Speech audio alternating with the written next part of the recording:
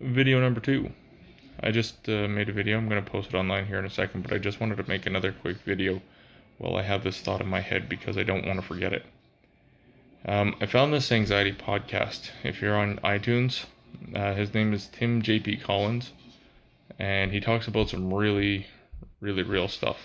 He's been through anxiety himself. He still kind of deals with it, but he got himself to a point where it doesn't control his life. And some of the things he suggests are very helpful. So I recommend downloading his iPad or his podcast on iTunes. What he talked about in the podcast that I just listened to recently was exposure and disclosure. Now, without taking anything away from his podcast, I recommend listening to it. I'm just going to give you a quick rendition. He goes into a lot more detail than what I'm going to right now. This is more of a reminder for me as well of what he talked about, so I can remind myself. When he talks about exposure, it's basically what you would think it would be.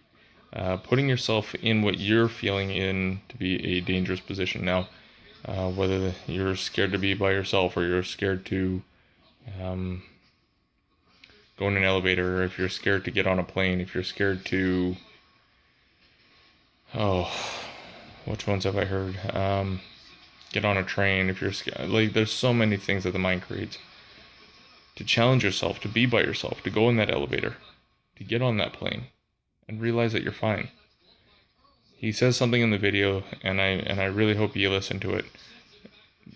It's time to be comfortable with feeling uncomfortable. It's time to feel comfortable being uncomfortable, because you won't die from being uncomfortable. It may lead to some anxiety, it may lead to a panic attack, but it's just false emotions appearing real. Remember that? Fear, false emotions, false alarm. That's all it is. It's like somebody trying to set off an alarm that's not real. That's all it is. So, when it comes to disclosure, he talks about identifying the fact that you're actually struggling in the moment. It may not be a long-term struggle, and it might be. Who knows? But you're struggling in the moment, and to identify that, because as soon as you identify it, you can start working on it. So I'll leave it there.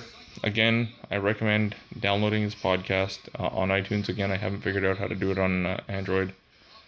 But if you get a chance, download it, listen to it.